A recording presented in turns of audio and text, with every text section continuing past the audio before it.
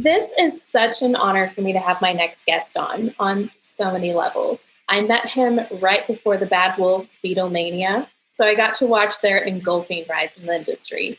He's a New Jersey legend who now calls LA home. I love the history of the metal and hardcore scene he came up in to give us so many beautiful years of God Forbid music. Bad Wolf, the mastermind of the X-Man podcast. I love it so much when I happily run into him at shows here and there, and here he is. Welcome to the show, Doc Coyle. How are you doing? I'm doing all right. I'm a little tired. I had to get up early to go to for a doctor's appointment. It's been a crazy, I'd say about 48 hours considering the release of the new Bad Wolves single and all the there's a lot of it's exhausting. It reminds me of like the Trump days where every day was like, is North Korea about to like murder us? Because like he sent a tweet. Like it's felt the past few days have felt heavy and very like reminiscent of that time. And having like flashbacks to that. Actually, that's a great analogy because it's like you're thinking January 6th. Oh, it's the day where they're going to certify the election and it's a great day for democracy. And now all of a sudden it's like, nope, insurrection. Bad Wolves has been insurrectioned. That's a good. I like it. Yeah. I think it's apt. Yeah. Mm-hmm. But anyway, but I was, luckily I have my beautiful dog Ruby, who is snuggled up and was saying, "Hey Doc, it's gonna be all right," and it's been a lot of emotions, a lot of ups, a lot of downs. But you know what? It's just we're just in it. We're in it right now, but we can say, you know what? Here's the music. Decide for yourself. And it's one song. The album is very diverse. So as the songs get released, people will hear different sides of the band and things like that. And so it's exciting, but it's a palpable moment, put it that way. It's palpable. And I mean, the way I would put it is, maybe I should have started with this. Happy Vindication Day. Like, jump on the couch. Oprah, like, you get a car, you get a single, here the fuck it is. So much waiting. Yeah. I mean, the glove fits. We all know the truth now. Well, listen, everyone there's a lot of pushback on that, from certain people, and that's difficult to deal with. That was perfectly orchestrated, wasn't it? Well, of course, yeah, but it is, I say this, there's, I've been doing this 20 years. The social media in its current environment has really only been around for about 10 years in this way. So it's a very crazy thing for people to come at you and be like, you suck, you're terrible, you did this. And when you get a bunch of it, it's like our brains haven't figured out necessarily how to process that in a digital form. So that's something that's, I never thought I would encounter anything like that in its current form.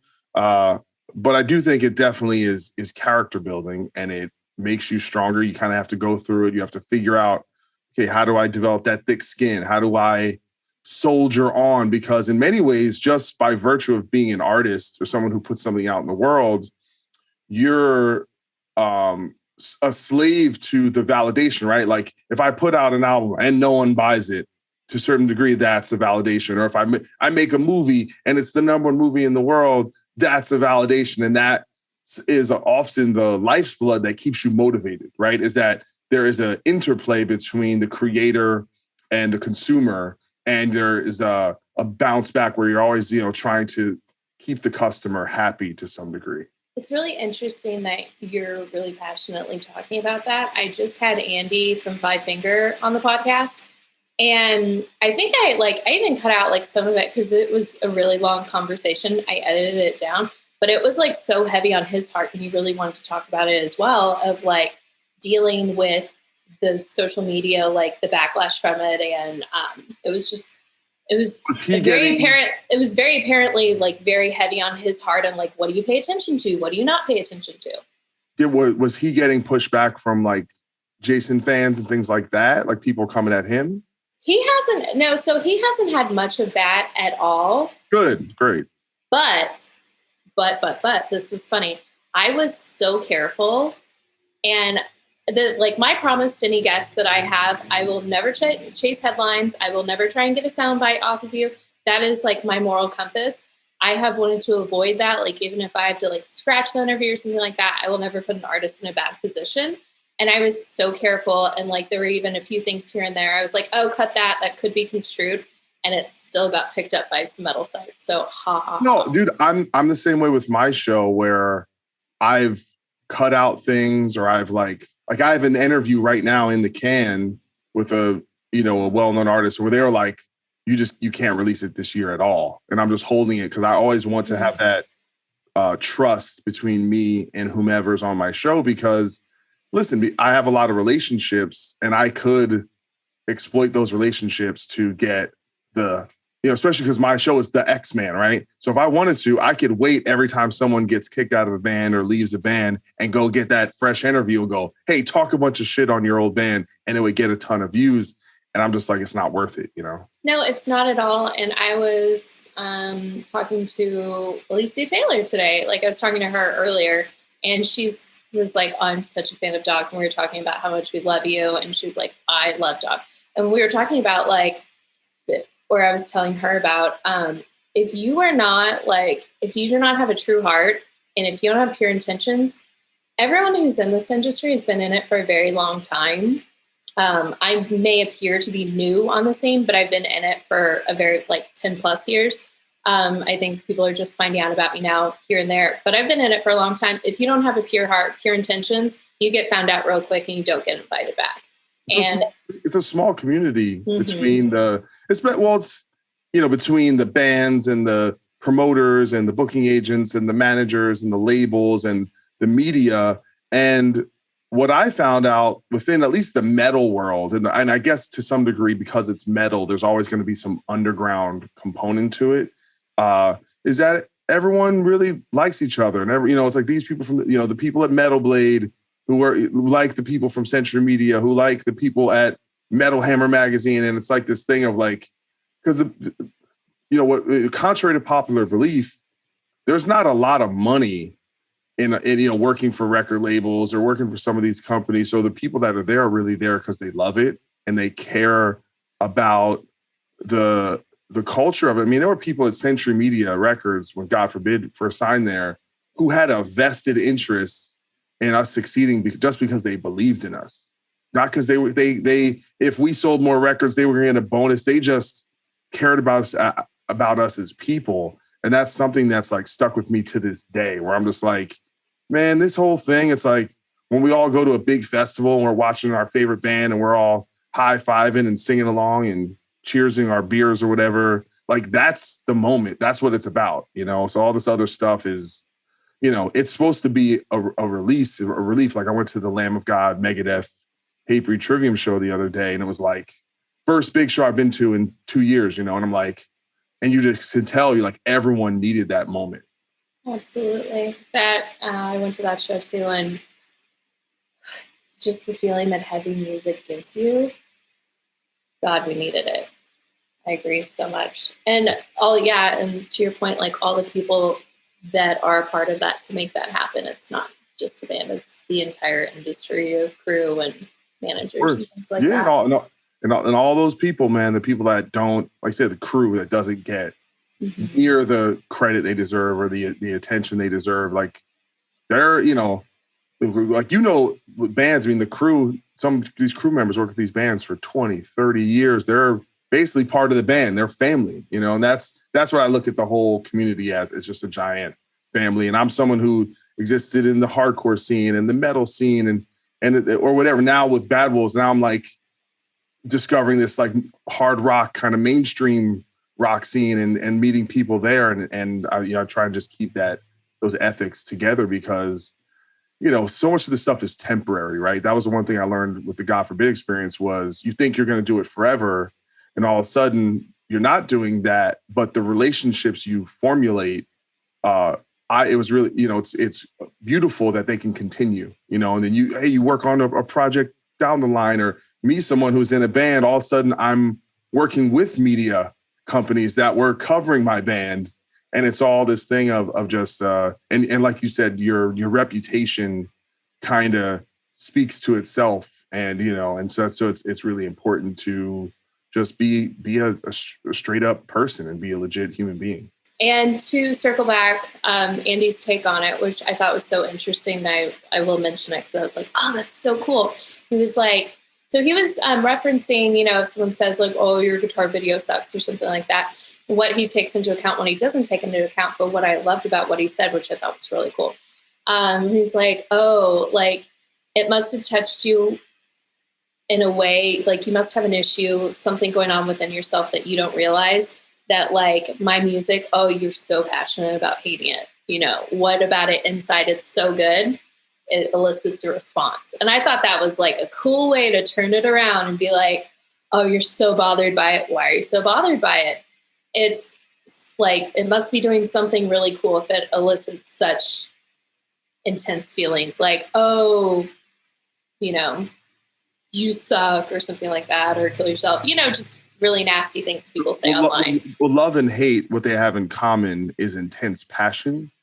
And so really they're connected in a way, which is why if you love someone and they break your heart, you could hate them, or, and whereas truly the opposite of love or hate, for that matter, is indifference. So if someone just doesn't care about what you're doing, that's more of reflective. The idea that someone would go out of their way to leave a nasty comment means they're somehow invested in your existence in some way. So I want to just get it out of the way because I feel like it would be a mistake if we didn't talk about it. It's so heavy, and let's get cathartic about it and let's talk about it so we can move on and just focus on the positive. Even today, like I was posting our little graphic for the podcast, alerting people that you're going to be on the podcast. And there's a lot of misconceptions out there, and there's some angry people out there. So you do really beautiful monologues at the beginning of your podcast. What would you like to say, Doc, about that entire situation? Well, I did a monologue last night that came out today on my show just to kind of address it. And usually, I went 5-6 months literally not saying anything. And pretty much everyone in the band, despite being disparaged constantly every day, and listen, I don't follow him, but people send me stuff or hey, he said this, and it's really over the top. It's disgusting.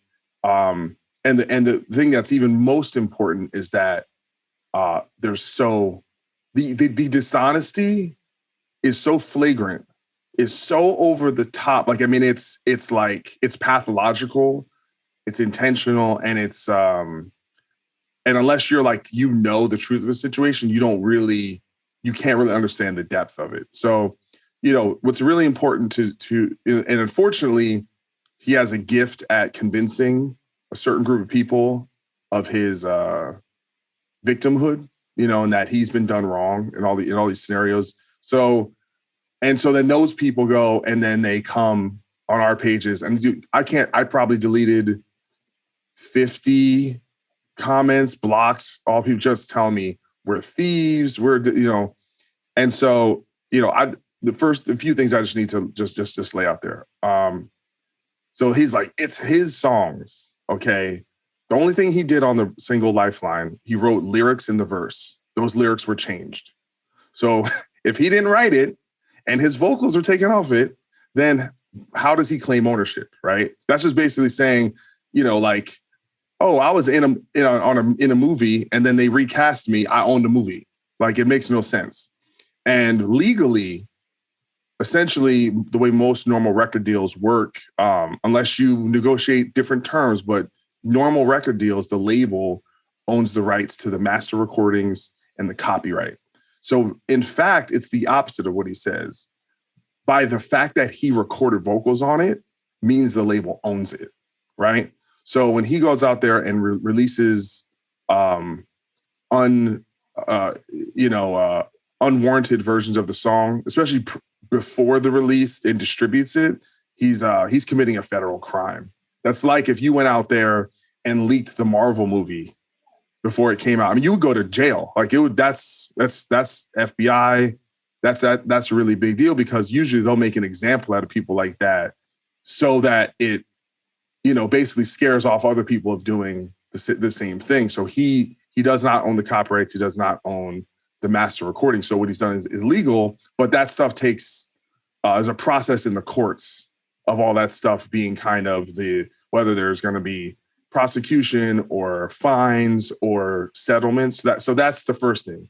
He does not own the music, so he has no right. So technically he's stealing, right? In the same way where, like, if you were downloading music from Napster or something, that is legally stealing to some degree. Or, like, it's basically the guy who's out there in front of the concert selling the bootleg T-shirt, So anyway, so that's the first thing that's just really important, and that's the line people have bought, or his people have bought, and we have to get that message out there that that's just wrong. And when the legal proceedings go through and he gets punished for it, it's maybe by then they'll kind of understand it, but it's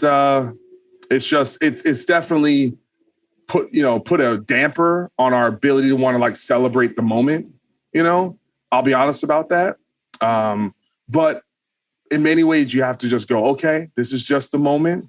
This is the first day. The album's not out. This is going to be a long period of, like, putting out videos and songs going to radio and singles coming out and people developing their own relationship with the material. It's like anything. It's like, they cast a new Batman. Sometimes people go, man, well, Michael Keaton was my favorite Batman. George Clooney can't be Batman, right? Sometimes, fans have that, thing they're used to. And I totally get that. And I would never, like, let's say there was no drama going on or back and forth of beef or anything. If someone goes, man, I like the band more, this era of the band with this personnel. That's like, of course, I've been like that, right? You've been like that, where you had bands where they had a member change. Like, I didn't really like it as much without the other person or that person, being any band, right? Dave Lombardo's out of Slayer or Clint Lowry's out of Seven Dust, right? And that's because then at least that's everyone's prerogative. Like, no one is owed to like our band, or like the music we put out. And I think that's okay. But I do think it should be kind of judged on its own terms and not this crazy hullabaloo, But guess what? We're in crazy times in general, right? Outside of our band, the world is a crazy place. The ways in which people use social media, especially if you have a big platform, to spread disinformation and misinformation. There's almost no parameters you can utilize outside of a defamation suit to actually punish anyone who says things that aren't true. And so that's kind of tough. We're kind of the, we're the victims of how much freedom of speech, like, which we all agree is a good thing, but how it can be used irresponsibly.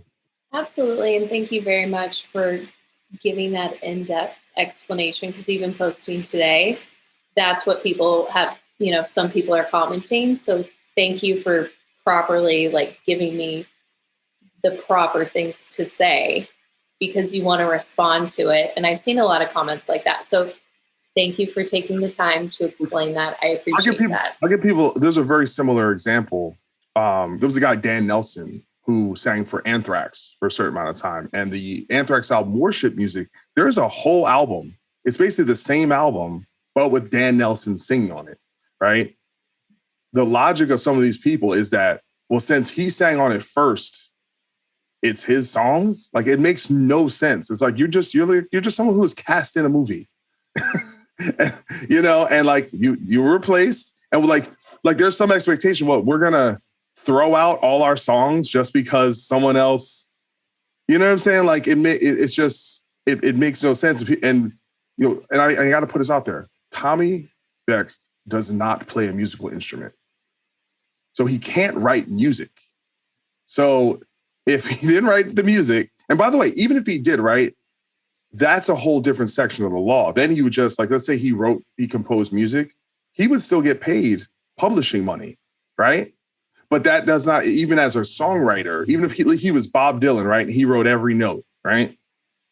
He would get paid, he would get a publishing credit, and he would get paid as a songwriter. But it's still, even if you're the songwriter, it still doesn't give you ownership over the copyright or the master recordings. So that's, but like I said, the laws and all this stuff, it is kind of complex to the layman if you don't understand how contracts work. And I think a lot of people also understand that the music industry, it's not really fair, right? Like, it's not always like, is it fair that the industry standard is that the labels tend to retain the rights to master recordings and copyrights? Maybe it's not, right? But that's like a question for like the music industry at large. Like, God forbid, right? We were signed a record deal with Century Media. They did a licensing deal with another company to do the vinyl for Determination, our first album. We don't get $1 of that because we don't own the master recording. So we don't have the right to license it. They do, right? Now you say, is that fair? I mean, I could go, but I signed the contract, right? No one put a gun to my head. I was a 20-year-old kid, but you go, okay, you exchange, when you're a brand new band, we were nothing. And Century Media helped build us a career and invested money. And that's part of that's the give and take. And then once you have enough power as an artist, you can go, hey, you know what? And if you're free out of your contract, you can go, we're going to keep our masters, right? Periphery, when they were looking for a record deal, they could record their own albums. They were completely self-sufficient. And all these labels wanted to sign them. They built their own audience online. And all these labels, and they're like, no. We'll do a licensing deal. We own our masters, but we'll license the record to you. But they had the power to negotiate that, and they were smart enough as businessmen to do that, right? And you see that, like, Metallica now bought back all their old masters, and they put out all their own vinyl. And they do some stuff, and so when you have more power as an artist later in your career, you can renegotiate deals, or you can when you sign new contracts, you can say, no, I'm Katy Perry. And it's like, the label needs Katy Perry more than Katy Perry needs the label. So she'll go, I'm keeping my masters, right? But you can only do that when you're big enough to accomplish that. You know what I'm saying? So it's like, I personally feel within the artist community, there's a lot of victim mentality of, like, people always complain, the label's taking my money, Spotify's taking my money. Well, I'm like, you play the hand you're dealt. And look in the hip hop community. How many of these artists are self-sufficient? Chance the Rapper, he puts out his own music. He's all these people, they think entrepreneurially, and they're not relying on the label system. So yes, a lot of our first record deals are set up like this because you're brand new and you need the label. You know what I'm saying? So these are some of my opinions, by the way, but the actual structures of it, are complex, and people who are not in the industry do not know this stuff. It's not common knowledge. Absolutely. Thank you for going into depth about that, because people really need to understand it. And I was like laughing. So thank you for explaining the little ins and outs of it, because some of these comments, it was like, are you kidding me? Like, no, it's not his. So thank you for beautifully taking the time to explain that. I really appreciate it, and people need to know. Thank you. Yeah. So and by the way, he'll say things like, I got dropped from my label because of my politics. Like, no, his problem is he's dropped from his label, right? Mm-hmm. Then they won't let me go, which is actually, he's under a recording contract. Mm-hmm. When you're under a recording contract, the whole point of a recording contract is that I get the exclusive rights to your recorded material. Mm-hmm. And saying I should be let go, because they like you? Because mm-hmm. That's the history of the music industry. Remember when Prince changed his name to try and get out of his record deal, or the Bad Brains changed their name to the Soul Brains? Like, mm-hmm. Kesha was like, under wraps for like 7 years, something like that. Yeah, and listen, mm-hmm. and a lot of, I'm not saying artists don't get screwed under that, but ultimately it's like, that's the deal. So you got to figure out, if you're in a contract you don't like, you go, okay, how do I figure out how to get out of this deal? And that's the negotiation process, right? Mm-hmm. But it can't be, I went off because I went off. That's That's not, you know what I'm saying? That's not an adult way to handle it. You just can't yell and say it's unfair and pound your hands on the table. You got to go and deal with the lawyers, and you negotiate and you figure out what you can do. I'm just saying that, if I was in a similar position, I would more likely try and be a lot more amenable with the other side, because like I said, I feel like you get a lot more, what is that? A lot more bees with honey. Yeah. Than like honey with bees, whatever. Yeah. No. I just think like, and I'm just the type of person I am. I always feel like half the time the fight isn't worth it. Like you spend years and you're stressed out and you're beat up, and it's like, I'd rather take a little less money and just have it done with and move on with my life. I just don't, like I said, that's just not even about this situation. That's any situation in life. I'd rather just sometimes, fighting, whether it's physical fighting or being in beefs or feuds, it's like, what does anyone really get out of it? It's just everyone ends up with a bunch of bruises and scars, and everyone feels like shit after. So it's like, just the quicker you can get out of that stuff, I think the better. Absolutely.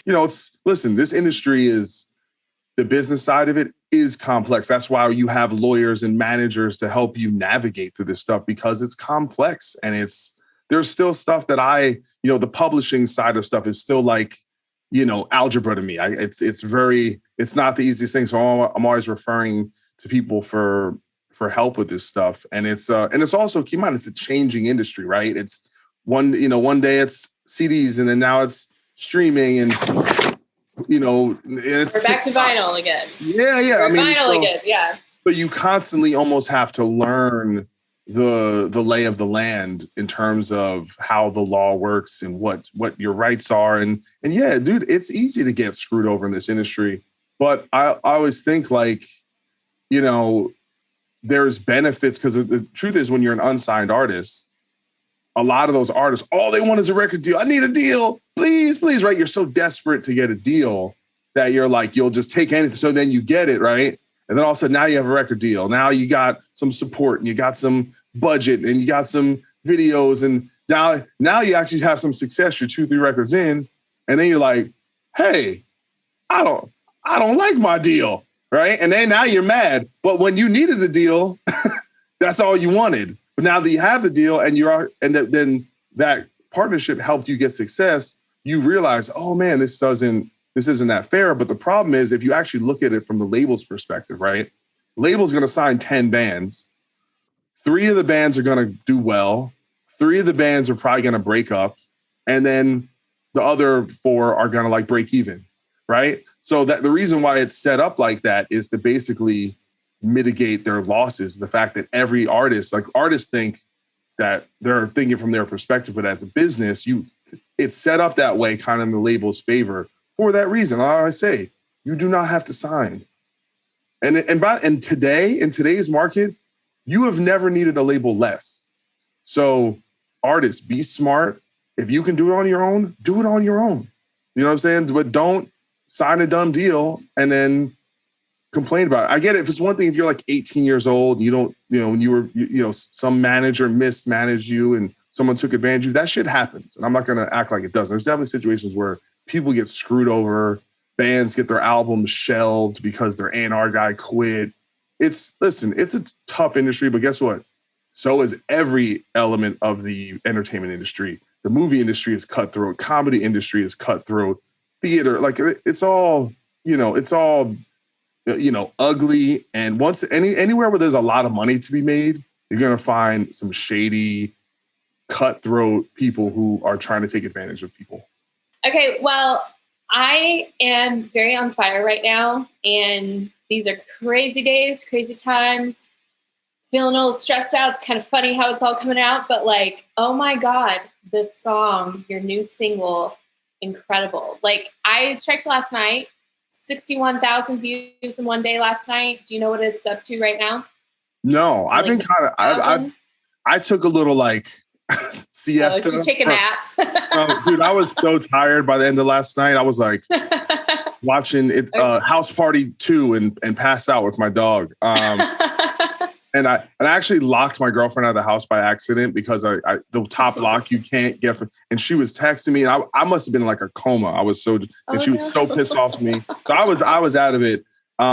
And part of that though too is like, and this has happened many times in my career, where it's like you've worked on an album and then you have these expectations, like how much is it going to sell the first week? How much is this? And you get so like wrapped up in the results that it can actually, and you put these expectations on it, that I've done this enough where it's like, this is almost impossible to do, but try and divorce yourself from the expectations, and you want to win the marathon, not the sprint. And so, listen, we're confident in the song. I mean, there was, with the band and the management and label, there's a lot of debate over like what should be the first single, especially when you're launching a new singer. And this song, we do that thing where it's like you show the album to your friends, or you show it to like someone in another band to get their feedback. And this song, we felt it was like right in that sweet spot of being catchy enough that it can do well at radio and have that success, because the band is really known for having songs that have that crossover appeal. But it's unlike some of our other songs that went to radio. It's just got a little more balls to it. It's got that main riff is very Bad Wolvesy, and it's got that syncopation and kind of heavy thing going on there. It's got a ripping metal guitar solo, and it has energy, right? Because sometimes you could have like a radio song that's very ballady and kind of like, oh, it's chill. This has energy to it. So we felt that it hit that perfect middle ground of all that. And people were asking, oh, where's the heavy songs? Where is it? They want, trust me, that's all on the record. You're going to be happy with it. How does it sound when DL screams? He sounds sick. You just have to wait. I do have to say there's not as much of that on this album, but it was just more, that wasn't intentional. It was just what kind of worked. You got to write what's best for each song.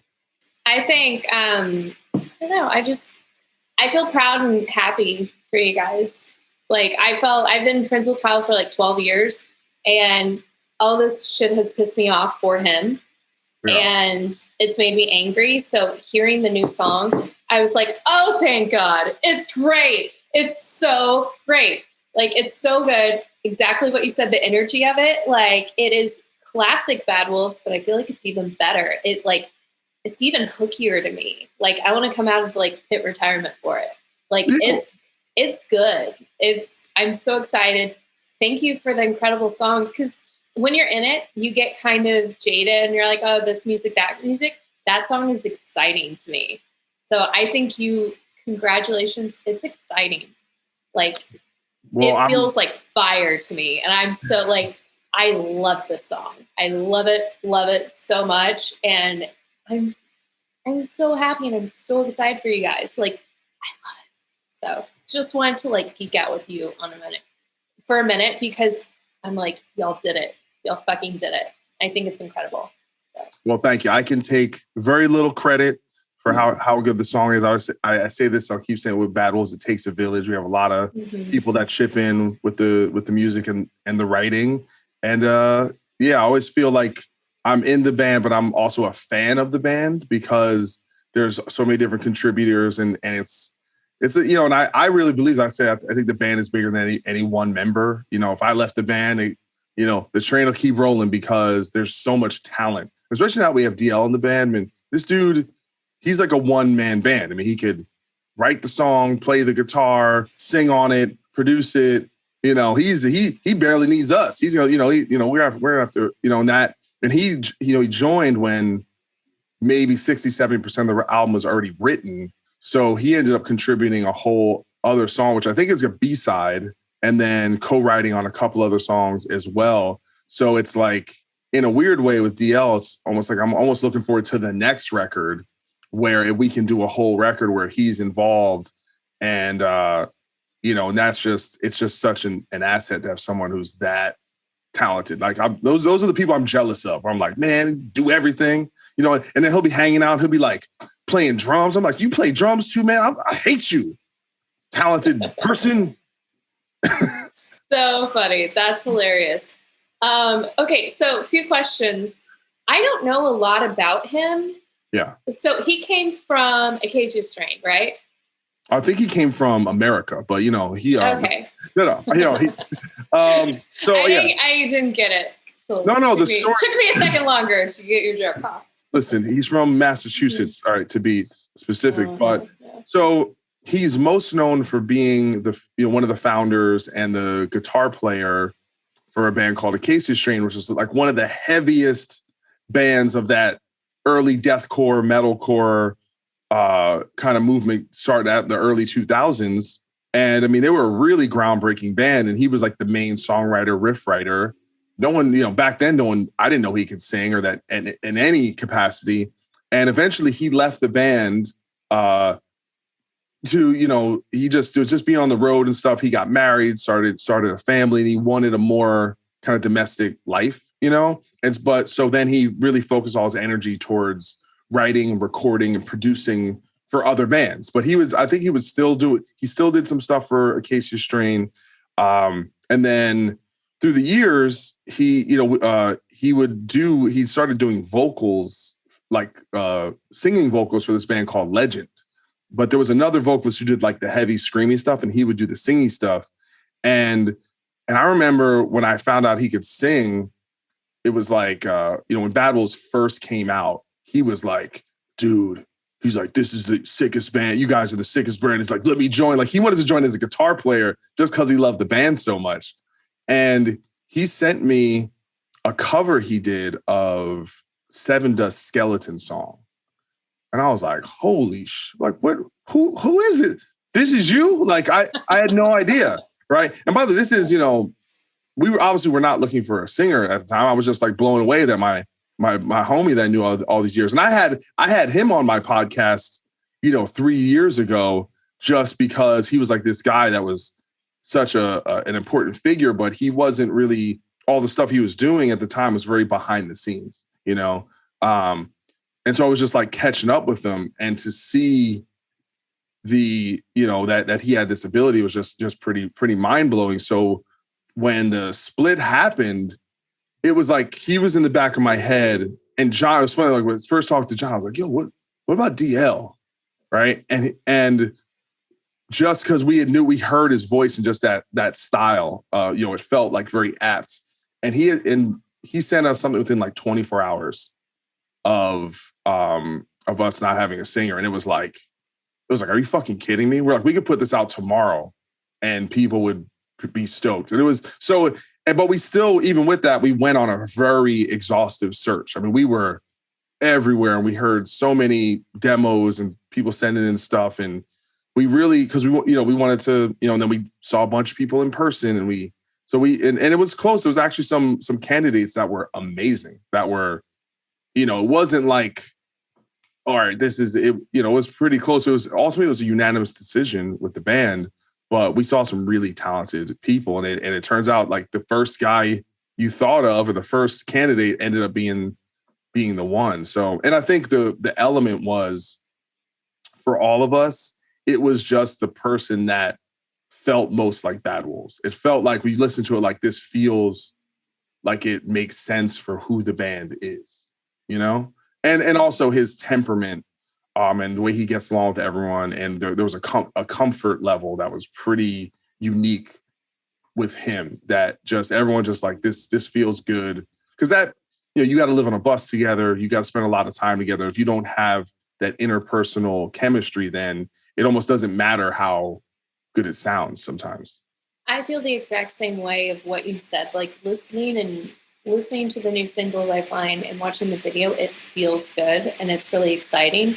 And for any of the negativity, it feels really positive. So I think it's on the up and up now. I feel like it's going good places from here. And it's probably everyone's right in the world to have a preference, or you know what I'm saying? Like that's just the way. Anytime a band changes a singer, you're gonna see some shift in the audience or whatever, or so that's completely expected, and that is totally okay, and I say with people, just wait till you hear the full record and check it out. If you dig it, cool. If you don't dig it, that's cool too. Just don't leave a comment telling me how much I suck, because it's like, why would you spend your time, putting your energy into that negativity? Like, it's like, there might be a movie I go see, I don't like the movie, I'm not gonna go tag the director, go, eat a dick, give my $15 back. I mean, It's okay. It's okay. Yeah. It's like, I understand movies are hard to make, and they did their best. Yeah. Did you hear about this? There's this funny Venmo story. Did you hear about the guy who was Venmoing celebrities? Like, if he went to a movie he didn't like, he would Venmo. He Venmoed Leonardo DiCaprio and was like, $15 for your trash movie. Like, someone. But no, he does a Venmo request where he asks for. Yeah, that's great. And it because Venmo, and I don't know if it's changed now, it probably has. But the author of Eat, Pray, Love, someone left a copy of Eat, Pray, Love at his apartment. So he sent a $20 request to the author for trash removal. Just that's crazy. I mean, it's actually funny to me that Leonardo DiCaprio would be on Venmo. You think he goes to dinner time? He's just like, hey guys, we're gonna split it. Just send me. It's like, yo, Leo, you got 300 million. All right, we not splitting it. Yeah. Yeah, I didn't have this margarita. Nope, not at all. Did you ever see that movie, Trainwreck with Amy Schumer? And anyway, oh yeah, I hated that movie. But LeBron James is in it, and he's really funny. Yeah. Where he has this thing where they assume he's gonna pick up the check, and I just thought it was really funny. He's like, "What? Why do you think I'm gonna pick up the check?" That's funny. Wait, what was the premise of that movie again? It's basically a narrative version of her comedic, her comedy kind of character, her persona as a comedian, and her crassness. Yeah, just that person. I know, Amy Schumer is not for everyone, but LeBron James is very good in that movie. Way better than he is in that trash ass Space Jam. I was wondering if you were going to say something about Space Jam. It's not good. But you know what, though? I ain't going to at LeBron James. I still love LeBron, even though, by the way, I don't think he's bad. The movie's bad because of him. It's just not a good movie. But that's, it's for the kids, all right? For the kids. Okay, well, let's get to some Doc, talk about Doc. So I asked Kyle for some funny about you, and he told me to ask about Doc Tales. I'm assuming there's a woo at the end of that, right? Yeah. Well, so, here's what I would do. All right. So we'd be on tour, okay? And I would procure bottled tequila, right? And so it was a particular concoction because we'd get I'm a LaCroix junkie. So we'd have LaCroix in the rider and then Gatorade. And so I started doing half LaCroix, half Gatorade, and then tequila. And you know what? It's a tasty beverage. You're getting your electrolytes, and tequila. It's a very festive beverage. I mean, it's hard not to be feeling good when you're getting your. So I'd make myself up one, and I go, hey Kyle, would you? He's like, hey doctor, is that a docktail? I'm like, yes, it is. Would you like a conktail? And then I'd hook him up, and then we'd be some happy sipping motherfuckers. All right. Excellent. Listen, I'm not at the point yet where it's, because I feel like in the behind the music, VH1 behind the music of every rock star, you have to have that moment where you fuck up your life and go to rehab. And I haven't done that yet. My other nickname I give myself, because my real name is Marlon, is Moderation Marlon, that I have this ability to just, I'll push it, but I'm always able to kind of keep it within the bounds to some degree. So, but you never know. You never know. When one day maybe I'll have my come to Jesus moment. I'll go to rehab with everyone else, and I'll be a quality citizen at some point. But until then, I try and just drink responsibly. Everyone. There you go. So, question: I don't do tequila, but I'm a Jaeger girl. I came up with the industry on those Jaeger tours. Are you a Jaeger fan? Dude, you bought me a shot of Jaeger at that show in Texas. Is that where we were? Mm-hmm. Yep. But the reason why I remember. Oh, I remember that big monstrosity drink too. That big fishbowl. That could be a docktail. You were like, hell yeah, I'll do the fishbowl. Give it to me. Yeah. But I remember it specifically because God forbid, we were a Jaeger band and we were on Ozfest and Mayhem Fest doing the Jaeger signings. And then it seemed like Jaeger just like disappeared. Right? Yeah. What happened then you had to like, that? then you had like Cold Cock. That was going for a while. And then Fireball. So when anytime someone is like, I want 2 shots of Jaeger, you're like, oh, this throwback, old school. All right. And then we did this festival, Rock am Ring or Rock im Park in Germany. And that's where it's actually made. And backstage, they had a bar and it was just a Jaeger bar. And they had 2 bartenders. And all they did was give you free Jaeger. And it was like this time machine moment where like, if you're going to the Jaeger bar and it's free, people gonna be blacking out. All right. This is gonna be, there's something about Jaeger. I don't know what's in it that does it, that it makes people act crazy. It makes you black out. Next thing you know, you're in like, like at a dog fight in Tijuana and you got no underwear. You just got to be careful with the Jaeger. All right. Again, to the people, drink responsibly. All right. Of course. But first listen to our stories. But this is like that warning you put on like the Tide Pods, telling people don't eat the Tide Pods. Like I'm just telling people, do what I say, not as I do. Exactly. Pleasant to no longer do things like that. And I don't really do that drunk girl thing anymore. So that's good. So yeah. Okay, well, moving on from drink responsibly, Doc Tales. And I thought it was Doc Tales, a woo-oo, not a Doc T-A-I. Yeah, like cocktail. So good to know. You thought it was like about stories. Like no, I thought it was like DuckTales. No, it's that too. I mean, you can sing it like that. Okay. You can still do that. Ooh. But we're drinking tequila, Oh, okay. There you go. So, okay, this is funny. I was actually going to talk about, my next question is, I remember my glory days in high school of the bands I really loved, and I felt like it would always be it would never change, and everything would always be the same, and the music would always be the same, and the scene would always be the same.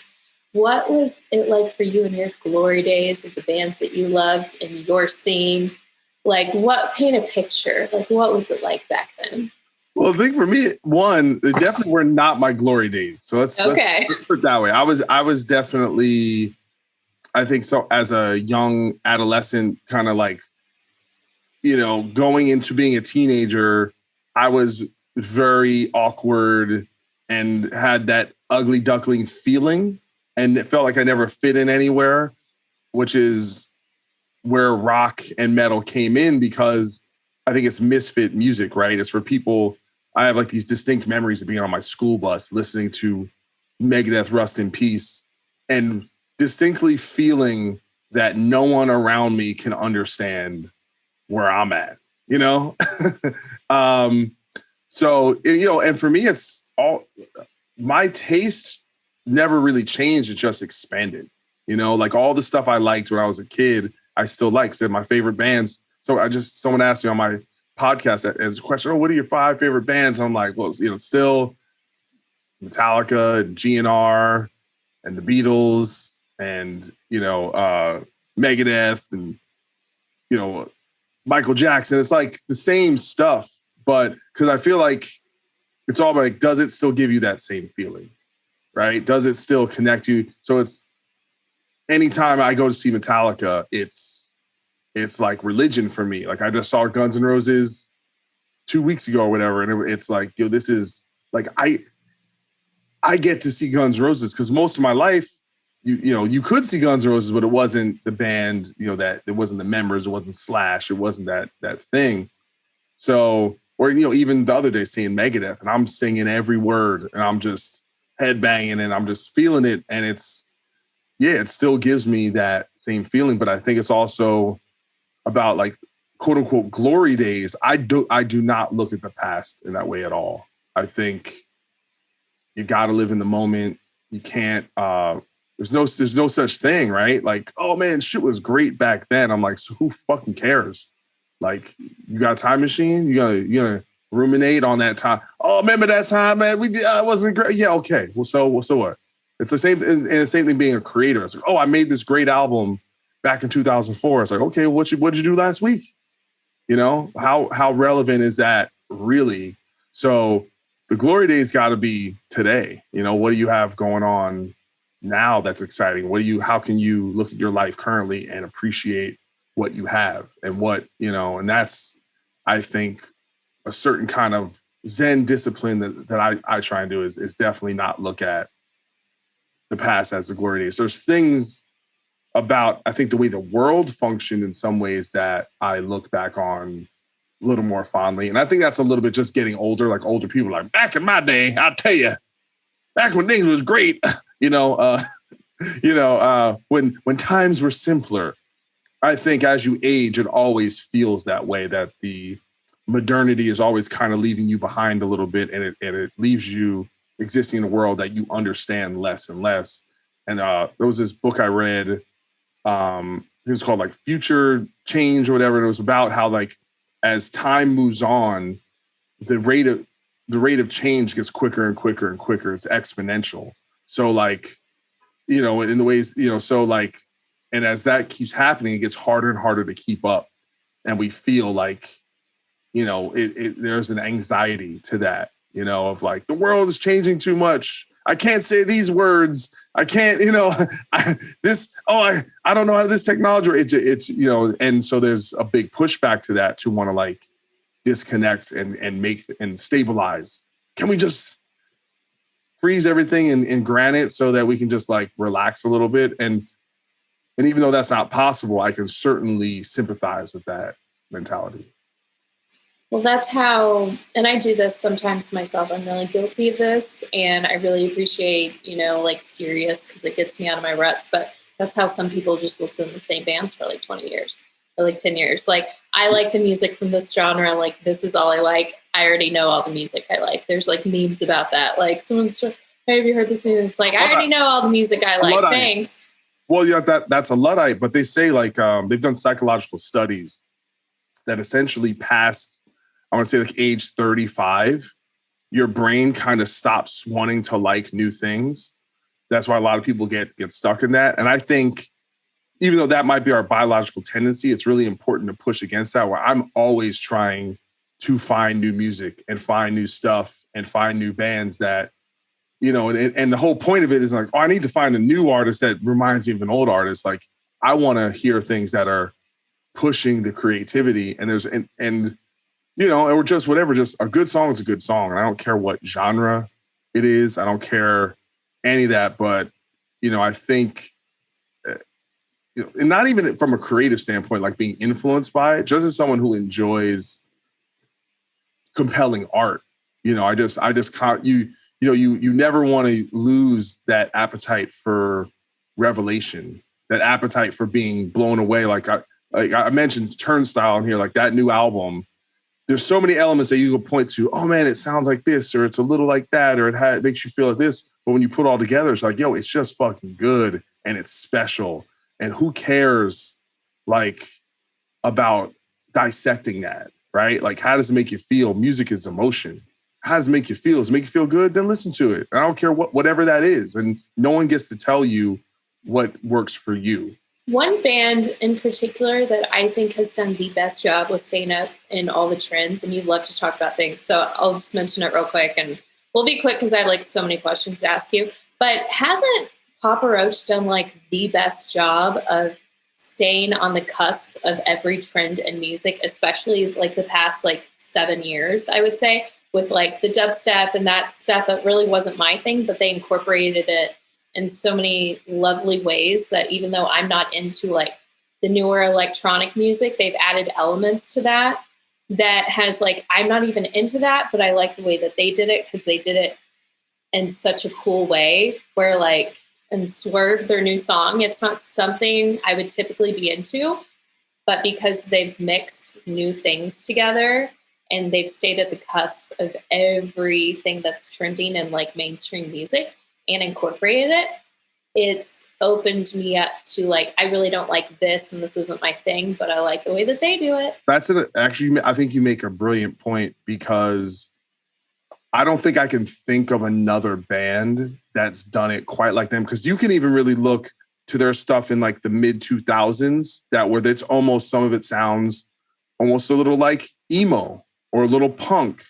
And they bring where they almost like they weren't rapping quite as much. And there's songs like "Tear My Heart Open," like that could be like a My Chemical Romance song, right? Mm-hmm. And they're a band where when they do it, because we've all seen bands where they'll do hey, we're gonna do a current record and kind of go against what we're known, and it feels forced.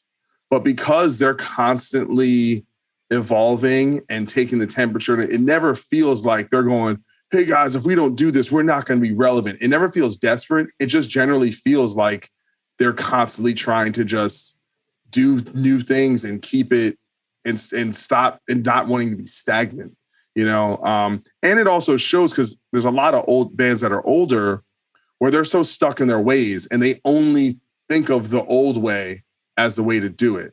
And so they are almost like immune to being influenced by new artists because they're like almost a little too they're a little too stuck up. They're like, I ain't learning from them young kids. Need to learn something from me. I'm not, and so the way they're able to do that even if a fan like you might go, well, it's not like what I like about Papa Roach or my favorite thing. To me, there's something about it where it's like somehow they're able to retain this thing where like, oh, but it's still them. The personality is there. And just knowing them and touring with them and knowing like how hard that band works, like, and how they're just on top of it, man. I think what you're talking about is the complete secret to their success. And maybe it's not like I don't think they're the type of band where it's like, you will see Iron Maiden, right? And you're like, Iron Maiden does one thing really well and they have an audience that's clued into that. And their audience, I think, is a little more mainstream in the idea that they just kind of flow through all the stuff. But it's always, they always have a hit out. They're always like, they're a band that you can walk up to a random person like, oh, you remember that song? I cut my life into, and everyone knows it, right? And if they just figure out a way to just stay current and stay like part of the conversation. And it's brilliant, man. And I love those guys, and I have so much respect for them. Yeah, absolutely. And one kind of thing that made me think about it and want to talk to you about it is like when I heard the song, there is nothing like being in the crowd for a Papa Roach concert. There is nothing like it. And for anyone who ever says, oh, like, that band's stupid or whatever, like, I'm like, have you ever seen them live? Huh? Dude, have you ever seen them live? So the new single Lifeline reminds me of like the energy that I remember feeling of like, like being in the crowd for those. That's how your new single makes me feel. It gives me that same like electric on fire feeling. Well, that's what it reminded me of. That's why I'm talking about it. Well, it's so funny though, because we haven't, like started rehearsing as a band. We don't know like when our touring schedule or anything that is going to start. So and we're building this thing with a new guy. So it's like, we're almost like have to like refigure out our stage chemistry and all that and learning how to play these songs. It's every time you put out a new album, it's like exciting, but also a little scary. We're like, oh man, let's hope we can make the song sound good live and get tight as a band and stuff. So it's interesting. It's almost weird for me right now to think about playing the songs live because I'm just like, it feels so far away. Like one day. That's funny. I mean, I'm just like so thankful. This is like why I ever wanted to do press ever, because I just like, it's such a treat to be able to like talk to an artist you love. And like, that's such a funny ism, like look into your mind. That's hilarious. Like, isn't press such a gift? Isn't that so cool that like we can have that insight in your mind that you're going, I'm doing it. Okay. All right. It's happening. And I'm doing it. And I'm doing it. We're gonna figure it out. It's gonna be great. I mean, how funny is that, right? That's funny. Well, listen, I'm a pretty open person about frailties and vulnerabilities. I think there's this kind of conception around a certain type of artist who's all about, like if I showed up here with some shades on, it was like, how are you feeling today, Doc? Godlike, like I can't. I kind of can't be that guy, at some point, even though it works to be because there's a certain element of being a rock star that we understand is that there's a delusion and it's a mind game that if I tell you, right, if I start saying in interviews that I'm a genius, right, with his thing, man, I think I'm Doc Coyle is a genius. This album is a reflection of my genius, right?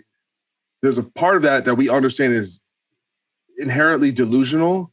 But if you hear something enough, you just will start saying Doc Coyle is a genius just because I said it. But my personality is that I know the bullshit of human beings. So it's like, I'm not going to believe my own bullshit. Why the fuck would I pass out on someone else? And because I may not become as famous as a rock star, or because I refuse to propagate the illusion that I'm fucking better or cooler than fucking anybody. And I just don't believe that. So I'm just going to lean forward and someone's going to, hey Doc, stop, don't let people know. Just back up. All right. Just back up.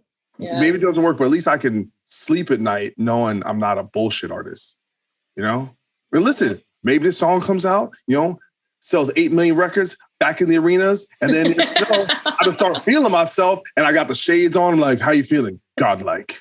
And I just started doing it because the band takes off. Who knows, Yeah. But here's the thing. Listen, when you're normal and then you start acting like a dick, lucky enough, I got real friends with me who was pulled me aside. Hey, Doc, check yourself. Get real, motherfucker. I saw you was a big-nosed kid from New Brunswick, New Jersey. All right, you better take them damn glasses off inside and start, getting real with yourself.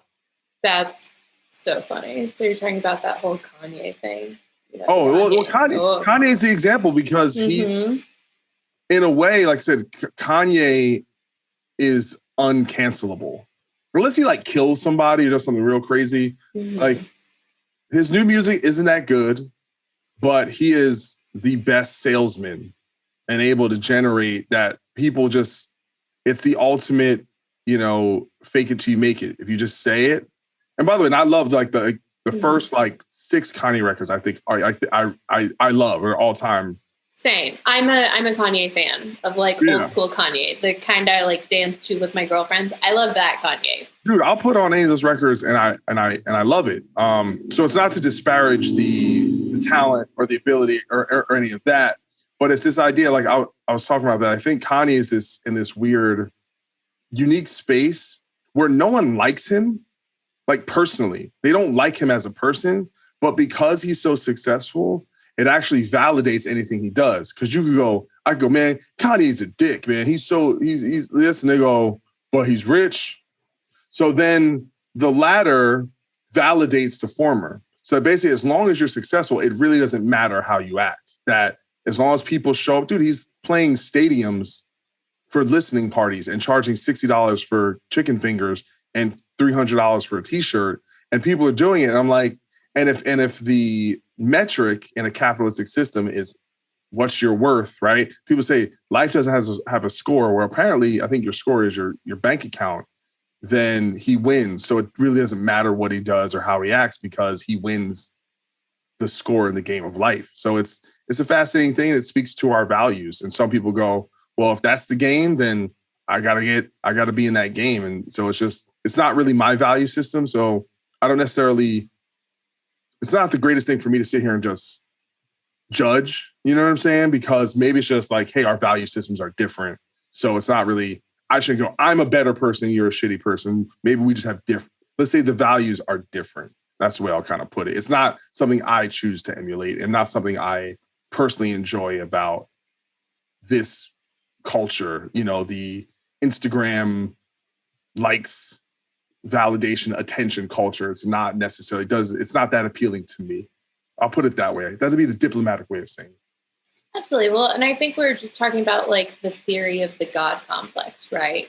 And faking it till you make it. It's the whole theory of the God complex. Well, sure. But what is the God complex, right? If you go back historically, right, to emperors and dictators, and then or cult leaders, right? That the God complex in the human sense is anyone that feels that they are so talented or special that they essentially become immune to the normal rules and regulations of being a human. So that's why the cult leader always bangs all the women, because that's a taboo in normal life of power of the guy at the bar wishes he could bang all the women, but he can't. So once you get to the point where you go, oh, I can get away with anything. I could snap my fingers and my guard will go cut off that guy's head, or I can bring in, summon this man's wife and I can go have sex with her. There's nothing they can do. That is at the kind of centrality of human kind of faults, that once you give us power, and whether that's a rock star having a lot of money who thinks they can get away with anything, or a political leader that thinks they're untouchable, the absolute power corrupts absolutely. And money is part of that, right? Because money is the ability that, oh, I commit a crime, I just get the best lawyer and I can get off, right? I have money. Oh, I don't have any friends, I can just pay people to hang out, So those two things together, money and power. And now with social media, it goes, oh, you look at Tekashi 6ix9ine, like he's basically canceled, but he doesn't need anyone he can communicate directly to his fans.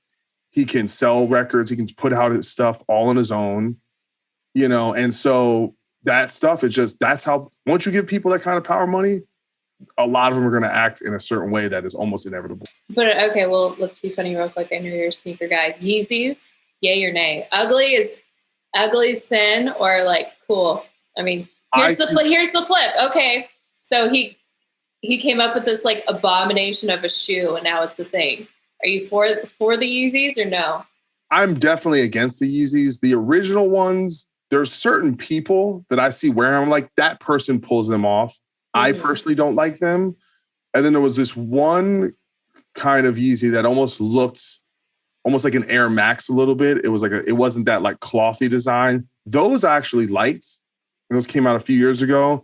And this new shit they've been doing where it literally looks like a clamshell or something is like I said, it's a troll. It's the same thing as I'm going to charge you concert money to listen to my album in the stadium, or I'm going to charge $60 for chicken fingers. It's basically like, what can I put my name on that people will buy? What's the power of just that the brand is so powerful? It doesn't matter. Like I can, or like, Supreme has done stuff like this where it's like Supreme brick, right? Yeah. And people will buy like it, and it shows you kind of just our nature with supply and demand and scarcity and what it means. Oh, if that consumerism is so personal, right? Like that this thing that I buy is going to make me feel better. This is going to complete my identity. This is if I have, you know what I'm saying? So it's those shoes are just, I think it's ugly. I do think beauty, of course, is in the eye of the beholder. So I'm not the arbiter of all that is whatever aesthetically appealing to a lot of people. That's my personal opinion. But hey, to each his own. Not a fan, but if you like Yeezys, wear Yeezys. I'm pleasantly surprised by that. That was fun to talk to you about shoes. Like, I'm not a sneakerhead, so I'm glad we got like some sneaker talk in there, even though I'm not one. I'm like, ooh, we got sneakerhead in. Yes. I was at the airport and I saw two dudes wearing them clamshell shoes. And it's all I did was I was like, brother, I'm not angry. I'm just I'm just disappointed. I'm just disappointed. You drank the Kool-Aid, son. You drank the Kool-Aid. And Kanye is $80 richer. You don't need that money. What's he gonna do with that money? He ain't gonna give it back to the community. So I love talking about like when people got the call. So you play in a band with two members of Metallica, Kirk and Rob, right? I do. The wedding band. Like, I always love to talk about like, where were you when you got the call? Like, how did all that happen? Like, where were you when you got the call? How did that come together? Well, it's a multi-year story because I filled in for Lamb of God in 2009 and opened for Metallica. So I got to meet them and, hang out and have a rapport. Even though it was only for a few weeks, so at least they knew who I was. And I moved to LA 2014. I was doing a cover band called the Rebel Noise Group, which I did in the East Coast. I brought it here. At the time, the drummer was Ken Schalk, who played in Candiria and Fuel, legendary drummer. He was filling in at the same time with Robert Trujillo's band, Mass Mental, which is a band he does every now and again since the 90s. It's like 2 bass players, him, this guy, Armand Cebolecho, Brooks Wackerman, who's in Avenged Sevenfold, and Benji Webb from Skindred. And then also, I forget another singer, Whitfield Crane also is like, does stuff with the band too. And they have a DJ called C-. Anyway, who plays with Korn and things like that. They had this gig at the Whiskey, and this one section of the set, they needed a guitar player to do these Black Sabbath songs. They were trying to get some big names. They were trying to get Kirk to do it. He was unavailable. Joe Holmes, who played with Ozzy Osbourne, was unavailable. And because Ken was filling in and was playing with me in this other band, he's like, what about Doc? And because Rob knew me for filling in for Lamb of God, he knew I didn't suck. So they gave me a shot. And I came down, rehearsed, jammed with them. Like I would, they would just start improvising. I just start playing, did the gig, went over well. Rob calls me the next day. The gig, dude, like Ozzy's at the show and Stuart Copeland from the Police is at the show and Duff McKagan. It's the first gig I did when I moved to LA. It was crazy. And Rob calls me the next day and he's just like, dude, you did a great job. I love your attitude. I love your work ethic. He's like, you're going to do really here in LA. This is when I first moved to LA. And he just kept calling me for rehearsals. And I wasn't really in the band. I was just like a fill-in guy, like just to rehearse, or I ended up doing another gig, like a real gig, like a full gig where I played the whole set because a couple of guys weren't there. And then he got busy with Metallica. I got busy with Bad Wolves, and we were kind of just doing our own thing. And then I saw on like Blabbermouth that the Wedding Band was doing a gig. And it was like, it was a version of Mass Mental because it was also Whitfield Crane. And it was like in the circle. And I was like, man, that's cool, man. I was like, that's a cool, I just thought it was a cool thing. Like they were doing that. And then right after I saw it, I got an email from Rob going, hey, Kirk can't make these rehearsals. Do you mind just like filling in as a rehearsal guitar player? And it was, and a lot, like half the songs were songs we did with Mass Mental. So it was like very kind of easy to fit in. So I was like, and luckily Bad Wolves was free or was not touring. So I was like, sure thing. It's like, Rob calls, you show up. And I grinded, practicing because I was like, I just didn't want to, I just want to be good. And I want them to be happy that I did. So I showed up, did the rehearsal, and it went really well. And I was like, now at the end of it, I was just like, whew, thank God. Like, I did well at the rehearsal and it sounded good. And I hope everyone's happy. And after we got done, Rob was just like, yo, man, that was really good, man. He's like, I kind of want to get you on this gig, man. I think you could really help the band just sound better. And I'm like, what? I was like, what? Like, literally, I was like, I thought I was just doing the rehearsal. And then he's like, let me make some calls. Let me see if we can get you on this. And he makes some calls and he goes, yeah, you know what? There's just not any room in the budget. I was like, man. And because I didn't think about it. But then now, between that time, I got all hyped up. So I was like, what if I pay for my flight? It was in Toronto. And he's like, I'll call you in a couple hours. So I go home and like 11 o'clock that night, he calls me. He's like, if you can fly yourself there, then you're in. So I paid for our own flight, ended up doing the gig. We did a couple like very lax rehearsals, and it went from being a 4-piece band to a 5-piece band. Went great.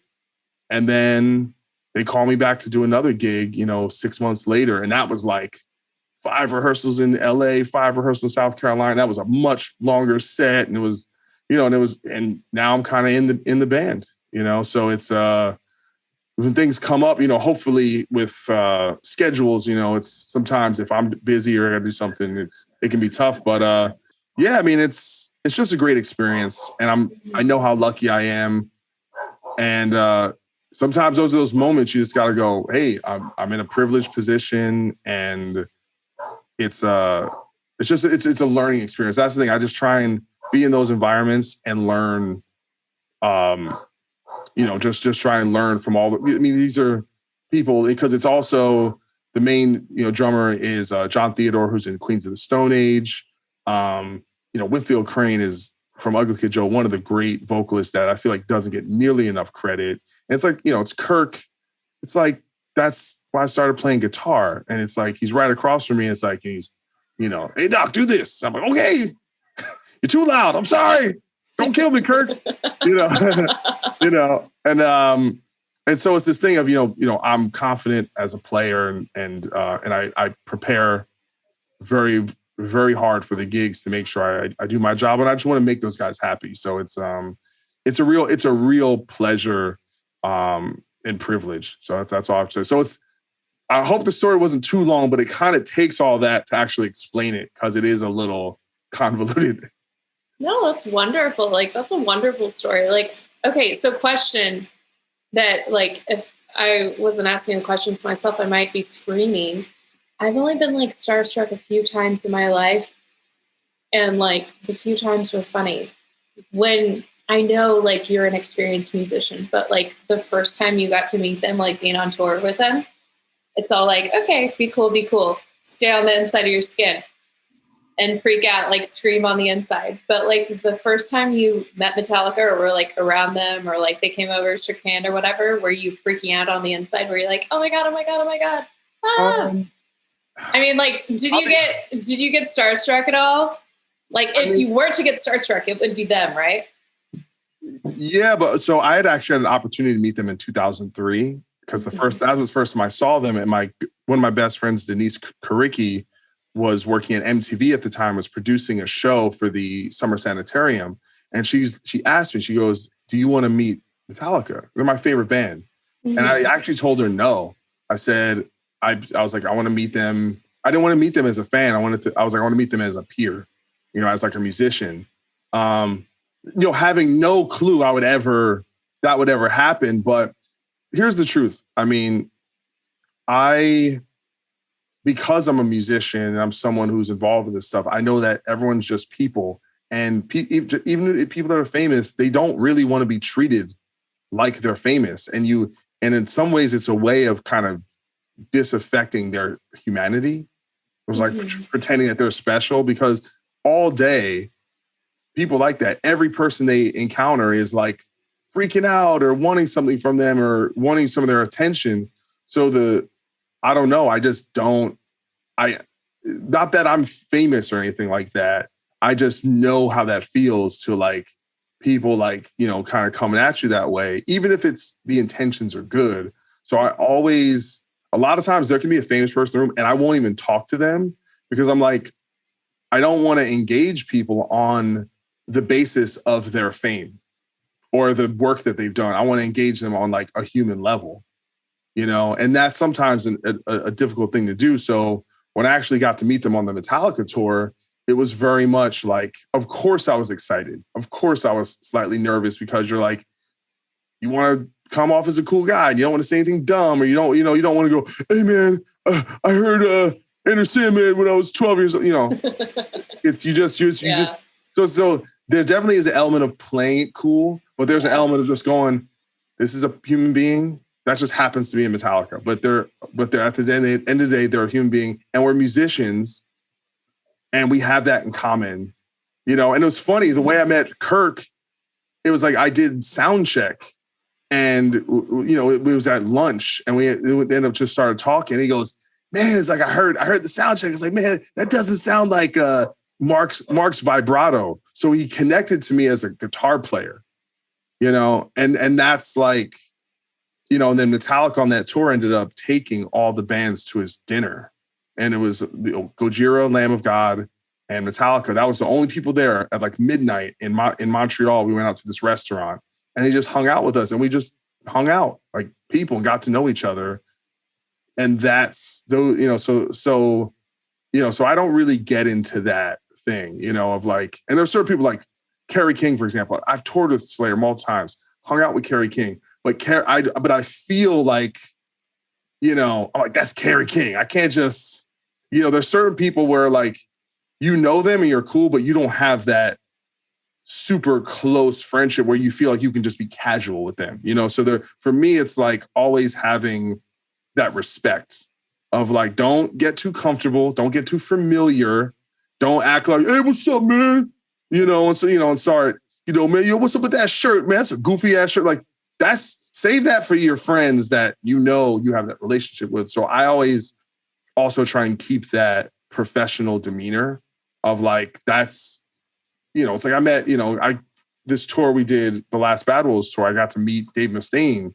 And I'm not gonna lie, I was definitely nervous around Dave Mustaine because I'm like, he's kind of an intimidating guy. He's kind of a serious guy, you know, and you want to kind of honor that. And I'm such a fan, you know, so there's definitely some, but I got to actually endear to him. And like I said, and you just want to ultimately talk to people as people. I think the best thing that you can like talking about, like just being human with everyone. I like my favorite thing to say to anyone that I meet like on tour or anything is, hey, how's your day? And that's like, that is, I think like one of the best things you can say to an artist, like, hey, how are you doing? How's your day today? Or something like that. Because I agree so much of, that's a really interesting point you make about that kind of takes away their humanity. And I think that's like a small reason why like maybe some artists get so exhausted on tour, you know? Well, I always think like really long tours. But I always assume if there's someone who's well known, I always assume I'm bothering them. So I'm like, that's where my nervous thing. Where I just like trying, you know what I'm saying? Because you know how some people you'll see them. Like I saw Steve Carell at a Coffee Bean out here in LA, and he had that look. He had a hat on like this. He had a beard. He had that look, which is, I hope no one says anything to me. He had that. Just leave me alone. And I will, and I know that feeling to some degree, not like Steve Carell, but I empathize with that so much that I'm like, leave that dude alone. And it's LA, so you see famous people kind of all the time, or New York, and you know the people that live in these areas know basically just to leave people the fuck alone. But sometimes I always assume I'm bothering people, you know. That's fine. But even when I'm wrong, because sometimes people think you're rude for not saying hello or not, you know what I'm saying? But you think, oh, they want to be left alone. I'm going to be chill. So. Yeah, I regret a few times I've like played it cool where I was like, oh, I don't want to go talk to them. Like, oh, everyone's talking to them. I won't talk to them. And I thought that. Like, damn it. Why did like everyone else was like, I should talk. Yeah. Or even especially if like everyone's on, like I remember I saw Jason Momoa at a Metallica show. Oh my God, I talk about that show all the time. I was talking to Carla about that show. I was like, what was it like? Well, dude, he was having the great, like, I saw he had like a pizza. He had like he was just having the greatest time. And dude, he's like 6'4". He's like, you can't miss him. And I remember just giving him like, hey, just gave him the head. But he's in a crowd around a bunch of people. Everyone knows, he's one of those famous guys around. And it's, you just want to go, hey man, how you doing? You just want to like say hi, or just give him props. But, I like, it is so funny. Like to this day, those photos of like him at that show, I'm like, oh, God, that show like would have been great. Like Carla was there. And I was just like, God, couldn't have imagined having been at that show. That would have been incredible. Like, I look at those photos and I'm like, oh, that would have been so cool. I would have loved that. It would have been great. Just to like be in the room would have been awesome. So let's talk X-Man podcast. I want to ask you some questions about it. How long have you been podcasting? I've been doing that show since October 2016. So going on 5 years. Good job. Good for you for hopping on it. Like, great. Good job. Like you saw it and you did it. Good for you. Yeah. I mean, it's, I was guesting on other people's podcasts for a while and kind of getting my chops going and felt compelled to do it. Had Mike Mowry, who's a artist manager, started a podcasting network. And he said, I think you'd be good at doing this. You can put together like a podcast demo. I did that. They ended up not actually taking the show. And so I was like, I just do it on my own. Mm-hmm. Ended up having a lot of success out of the gate. And so then he ended up coming back, say, hey, I was wrong. Let's get it going. So he's, I'm still in with his network, Sound Talent Media, to this day. And it's, it almost feels like an obligation at this point because I just, every day I get messages, people telling me how much they love the show, how much, they want these guests or how much this segment connected to them. And it's, so it's this thing of like, it feels like it's just one of my jobs. Like I got to get a podcast out or I'm going to and it's a lot of work. I edit all my shows. I listen to all my shows. I do all my own booking, promoting all that stuff. And, but it's in some ways, I think I started the show to have a kind of cathartic release. And there's something about having in-depth conversations with people it's like your own therapy. Even if you're mainly asking them about their life, you can connect to other people's experience, especially with me, because I'm speaking to so many people who have similar experiences to me. And you realize, oh man, like they went through the same thing I went through, where they encountered challenges that I can relate to. And then de facto of that, then the audience, of course, is a lot of musicians and people in the industry or people who want to do this stuff. And that's what the whole medium is about, is that it's this incredible empathic tool that, we get some type of elation from being involved in really expansive conversations. I agree so much. And I think it's grown, like for you specifically, your entire history. I mean, and let's laugh at how like many paragraphs and chapters your Wikipedia page is at this point. But your podcast really feels like it's gotten bigger than that to me. And I feel like it's this like huge gift that you are like leaving with music. Like you contribute musically, but also like I found out about Terror because of your podcast. Aren't you friends with Frank from Hatebreed? Yeah, friends forever. So funny. He was in Hatebreed. He was in Terror. I didn't know that until this summer from another podcast. Like, okay, so here's the thing. Start off like rock music, then I got bored with that. Then I got into metal, then I got into heavier metal, then I went folk for a year. I won't talk about that. I still like it. But I really didn't know about hardcore at all. And I saw the documentary, the Agnostic Front documentary, and that's kind of was my introduction. Like I knew of it, I heard of it, I did not know about it. So I went to that Hatebreed show that I saw you at. That was so fun running into you, by the way. I saw you, I was like, Doc's here, this is great. But I saw that documentary and then just seeing Agnostic, I was like, holy shit, this is great. What is this? I want to know more about it. And I, since then, have been on a journey to learn about hardcore, and I like it a lot. And it gives me a lot of the same feeling that metal does, the heaviness and the catharsis of that hardcore. And I love honor and I love respect and I love music about that. And I love music about like, this is our scene, this is our family. And that's so much hardcore that I've really fallen in love with it. And I for your friends, for your family, you got to take respect. If you ain't giving respect, you got to take respect. I grew up in the hardcore scene, so I have a lot of, and the Agnostic Front guys are the sweetest dudes in the world. Yep.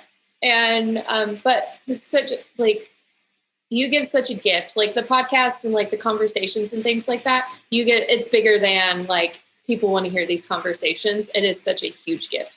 And like I found out about Terror because your podcast. So yeah, listen, that's just one example of like all the incredible episodes that I listen to. Like we live our life with your podcast. So it takes a long time. It's so many hours, all the editing, all the scheduling. It's so much work, but it's such a bigger gift than, so.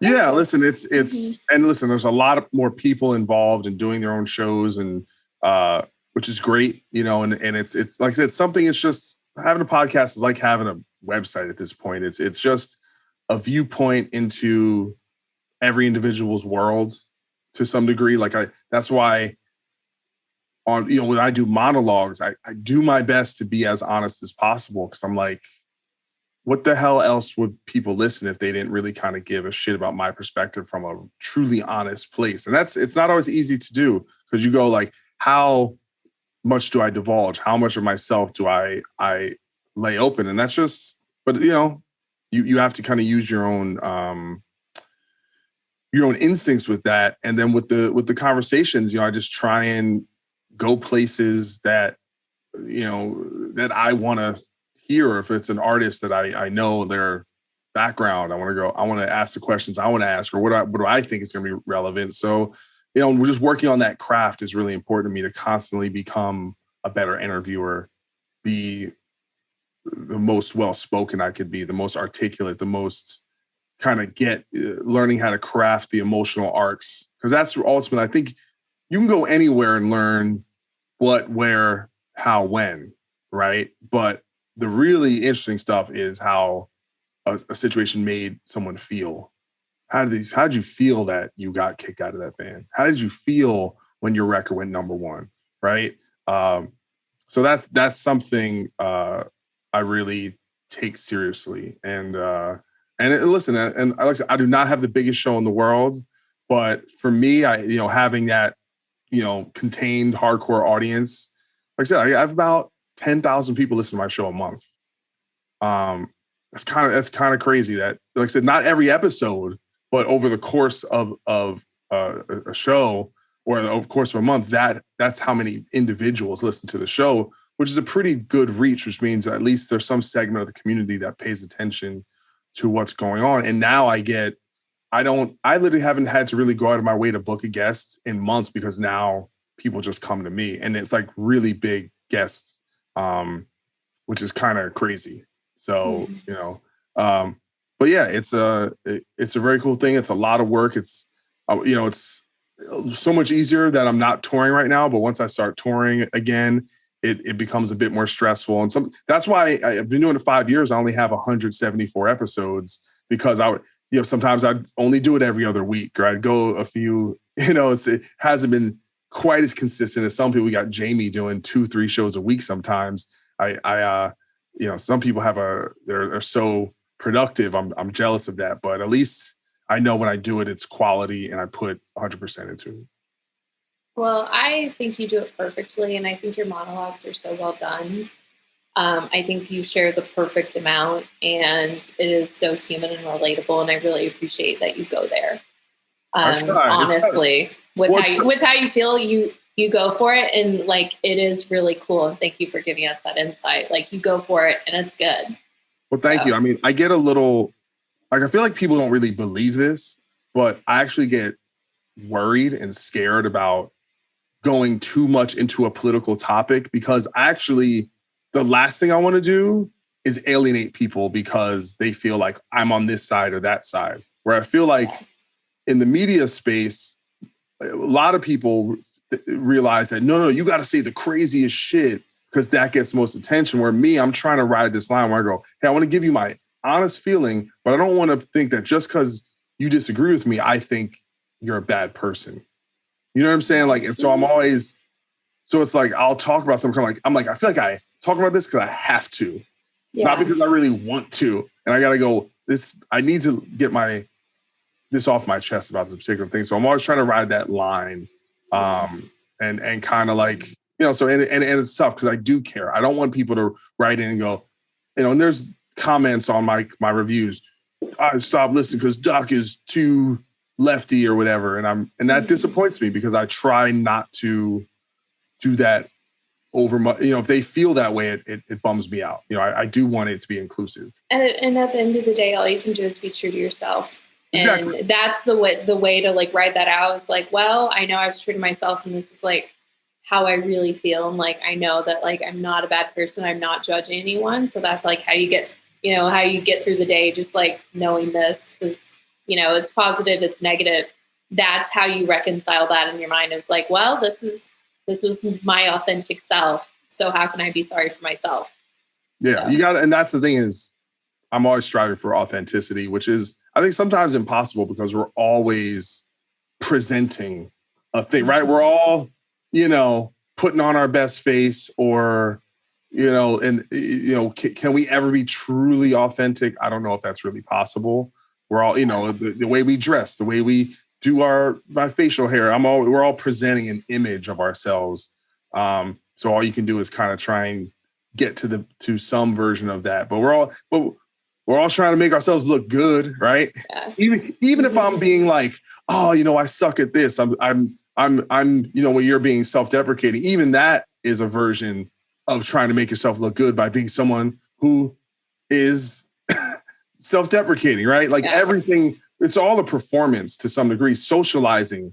Every time you're out at a party and you're talking to people, it's a performance. So I know I'm getting deep down the kind of philosophical. No, I'm right. Well, I'm right there with you. Like it's so the whole Scandalous thing, it is my music industry nickname. I've had it since I was like 18, 19, given to me by a band. And it's actually like, it's a joke because I'm not scandalous. So it's given to me by my favorite first band I was ever really, well, I am a little bit scandalous at times, I will say.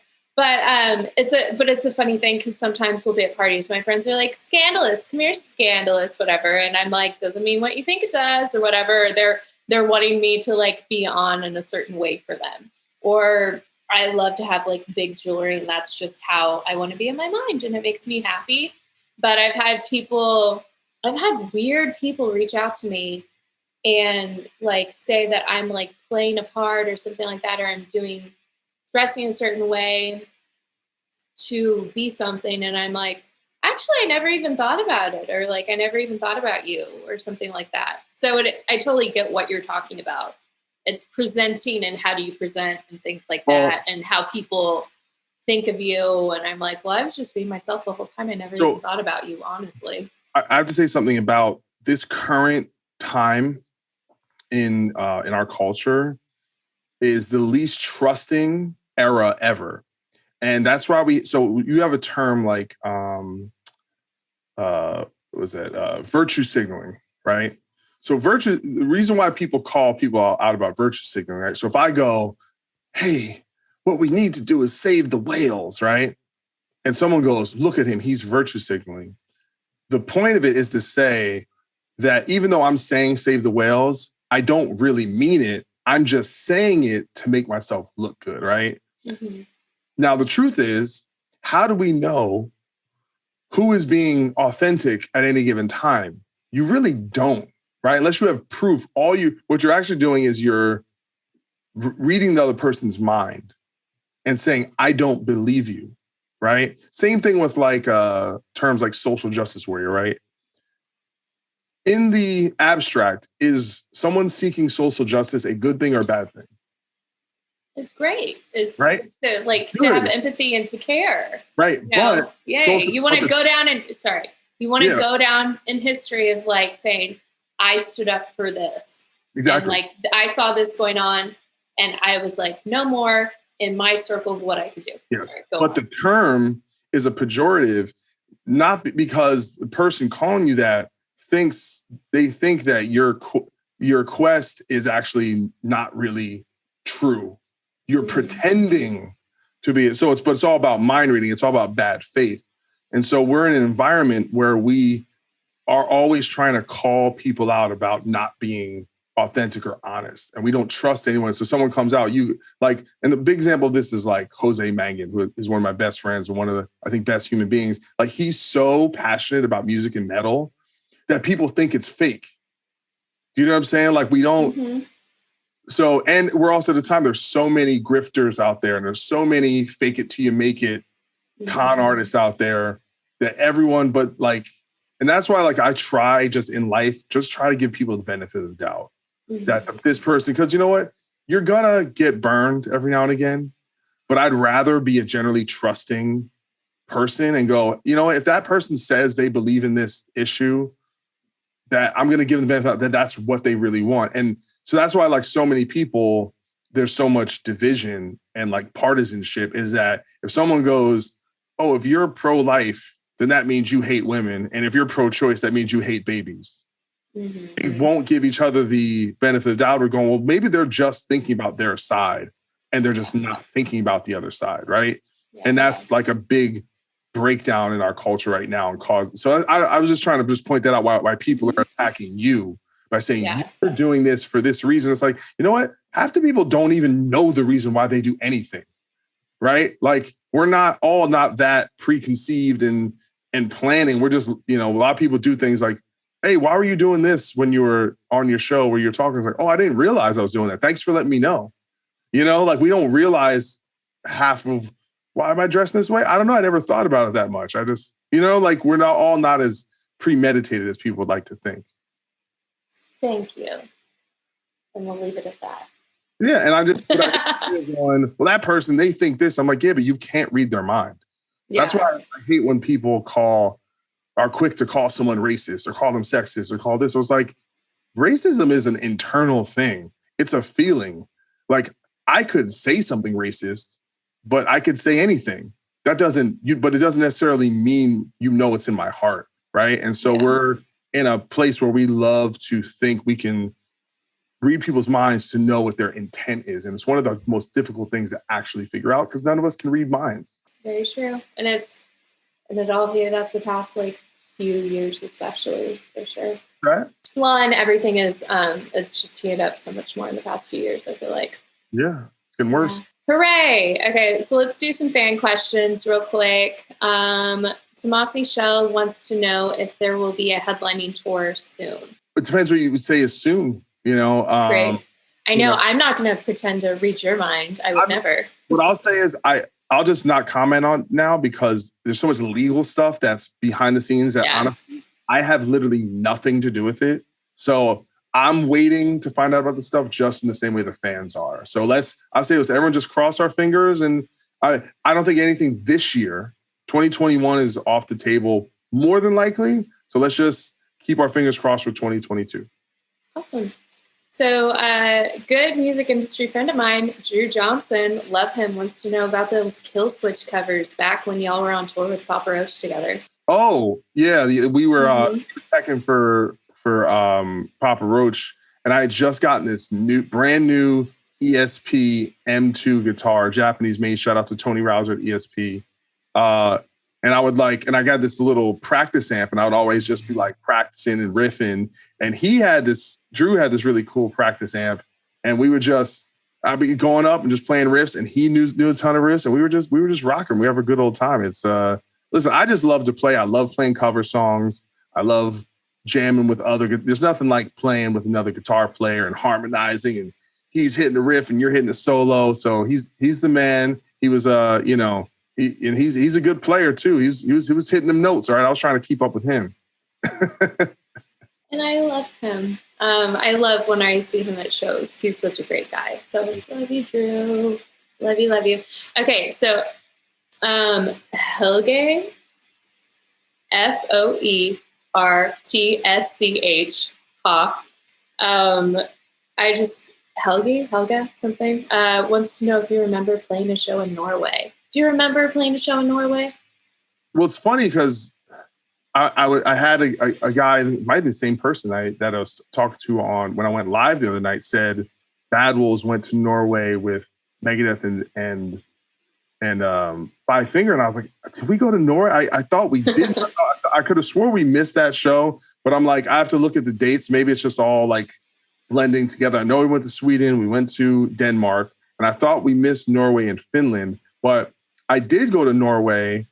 God forbid, opened for Machine Head back in 2004. And we played Oslo, and then we played one other city that I cannot remember the name of. But I just remember we went in the wintertime. So we're talking cold as fuck, all right? And Norway, they have a demeanor, and their demeanor is very stoic, So they could be you could be playing the best show, and their faces are still, and they're just like, that was the greatest show. Good job. They're very, they're very stern, just solid people. But I actually would love to vacation in Norway because I know it's beautiful and they have lakes and mountains. And I'm just a fan of Scandinavia. I love all the Norwegian black metal and stuff. So shout out. I hope to come back. All right. Yeah. My guess for the podcast that you have to hold on to until next year is Nurgle. That would be my guess of who that is. Dude, I shared a tour bus with Nurgle, so we go way back. Oh, good. Okay, cool. So I know we'll see if I'm right, but that's my guess of the one you have in the bag. He's a real inspirational guy because when you get to tour with the band, you get to see their daily, routines and stuff. Mm-hmm. And I'm like, and then you see how they were doing well then, but how successful they've gotten, and you see the work ethic, and you see how seriously people take it. He's someone where I'm like, I admire him as a artist and a band leader and just everything. He's the real deal. Absolutely. I was going to say work ethic because I listened to a podcast episode, it might have been yours, with him on it. And he was talking about back in the day when there wasn't email, it's just like hand responding to all the fan letters and just his schedule and his work ethic of like how like, okay, well, I spend the first 5 hours of my day responding to fans, blah, blah. It's like work ethic. And that was when he was not at the level he's at now. And just like to have that like care of like care for your fans at every level. That's really, you want those people to succeed. So you're really happy for people who have found as much success as they have. When they have that good of work ethic. Someone like him, like Rob Flynn, Jamie Josta, Matt Heafy, and you see like how seriously these people take their jobs in and out every day. And then you go, oh, okay, like it starts to make sense on why certain bands are successful and why they've made an impact. And even looking at myself, like going, man, I could have worked harder at this period of time. I could have taken this more seriously. I could have, and when you start thinking that way, you start taking responsibility for your own life and don't go, oh, my band's not big because it's not fair or because we didn't get this tour or because, and you got to look at yourself. And listen, sometimes it doesn't mean it doesn't happen. But when you're up close and personal and you see how people work, you go, I want to emulate that. And I want to, if I'm not successful, it's because I'm probably not doing it to put in the work and taking it seriously enough and, doing the right thing. So it's a pleasure to be around people like that and be able to absorb some of that mojo. And it's a pleasure to listen to your podcast and Joss's podcast and to listen to like the beginnings of his story of like, I was making sandwiches and I just knew I wanted to support myself somehow and how hard he's worked, just listening to people like you grind, you do everything. It's so inspiring to listen to. So Joss got that hustle bone. He's like, he's the Diddy of metal, man. He's the Diddy of metal. I don't have the hustle bone like Josta, man. I wish I had that entrepreneurial spirit as much as he does. One day, maybe. Yeah, there you go. Okay, Nicholas Jandel wants to know what your favorite restaurant is. So I'm going to make a confession here, is that I'm really not a foodie. Like my actual tendencies are pretty, like, I'm kind of like the days where I'm like, I'm just going to splurge. I kind of eat like a piece of shit. Or I'll order like fat Sal's or something like that. Yeah. So it's like, I almost feel remiss to say like what my favorite restaurant, because I don't think I've ever even thought about it in those terms. I'd have to really think of if I could go one place. I'm just not a foodie. I'm not a big, I'll go out to nice restaurants. I'm like, oh, this is great. But off the top of my head, I don't have like one spot. I'm like, that's the place, So you know what? I apologize for not being better at this, and like I live in LA and people go, oh, where should I go to eat? And I'll be like, let me think about it. So I feel like I'm not the guy and I feel like a worse person because of it. Obviously not a worse person, but great answer.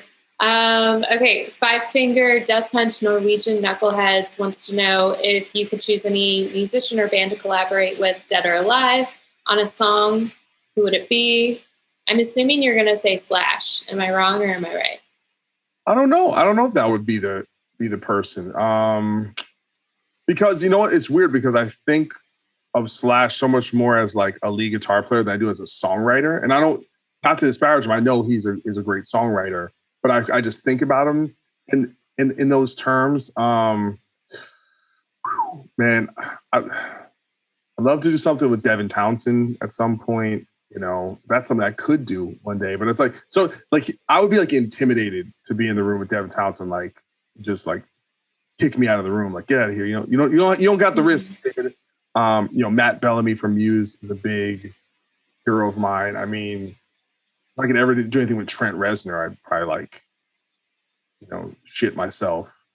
I mean, honestly, probably if I could have like any singer ever sing on something, it'd probably be Lane Staley, from Alice in Chains. Like if I could like write a song and have a singer sing on it, it would probably be Lane Staley, you know?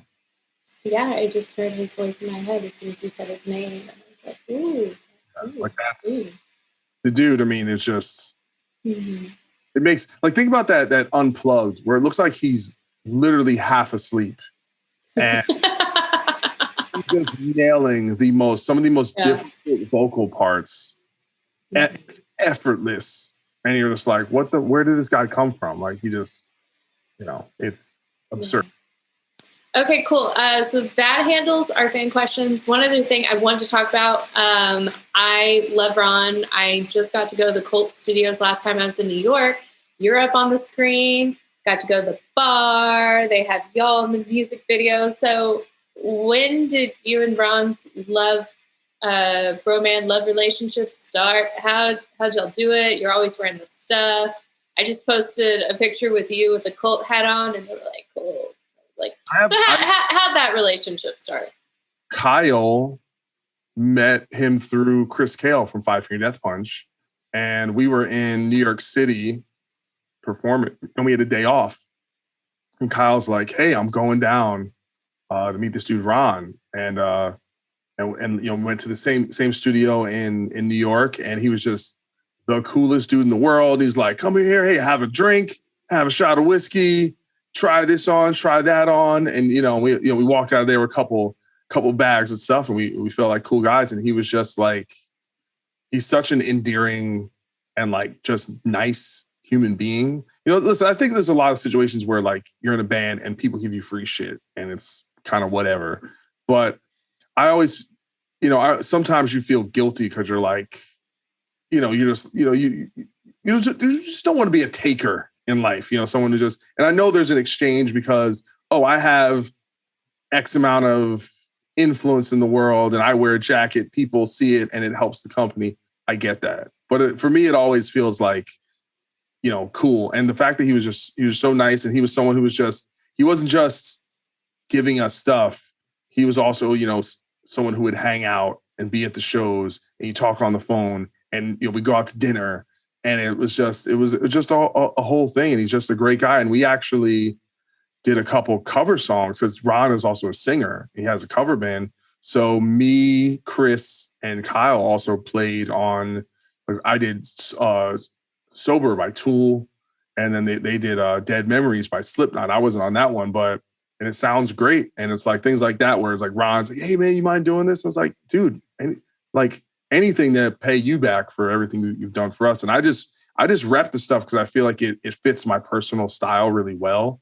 I feel like because it's like right in that middle ground between like rock and roll and like urban aesthetic, which is like kind of who I am in general, right? I'm like watching Megadeth on one day and watching the NBA on next day, and I grew up in the hood, but I'm biracial. So it works very well for like how, it just fits. And he's just a great guy, and I appreciate it, and I hate, listen, when I was broke, back in the day, and you'd get like Affliction would give you some stuff, or this company would give you some stuff. Like, you literally, like, if you didn't have those clothes, you didn't have no clothes. So you would just take what you can get. But this now, being a little later in life, and, I can afford my own clothes. It's a wonderful thing, but I always just appreciate it. I don't, because sometimes people give you things and then now it's like you owe them, so sometimes I'm almost hesitant to take things from people, like it's a little squirrely, but it's all, listen, this whole industry is all about the relationships, right? The guitar companies I work with and gear companies, it's always like, hey, how can you help me, but how can I help you? What can I do for you to contain that relationship? And, it's, the guitars, there's a bunch of guitar companies make great guitars, but who's the person you're dealing with that you respect them personally and enjoy the relationship? So shout out to Ron. He's the man. Cult of Individuality. Buy that shit.